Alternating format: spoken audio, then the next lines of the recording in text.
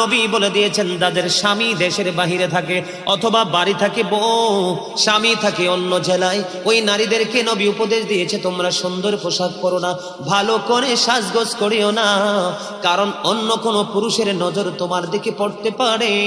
ও বন্ধু, নারীদের যত সাজগোজ যত সৌন্দর্য সব কিছু স্বামীর জন্য, অন্য কোন পুরুষকে দেখাতে পারবে না। নারীরা হলো গোপনীয় জিনিস। কি জিনিস? গোপনীয় জিনিস। তারা থাকবে পর্দার ভিতরে, ঘর থেকে বের হলেও পর্দা নিয়ে বের হবে।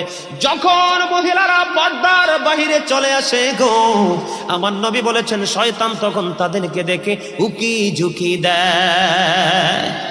মহিলারা যখন বন্ধু পর্দার বাইরে যায় দর্শনের শিকার হয়। কথা বলে না? আজকে পৃথিবীর ইতিহাসে তথা বাংলাদেশের ইতিহাসে দেখেন, একটা ইতিহাস দেখাতে পারবেন না একটা পর্দাশীল নারীর জীবনে কোনো কলঙ্ক জটেছে।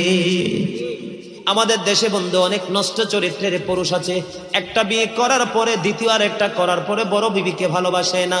নবী জানিয়ে দিয়েছে তুমি স্বামী, তোমার জন্য সমান করতে হবে সব।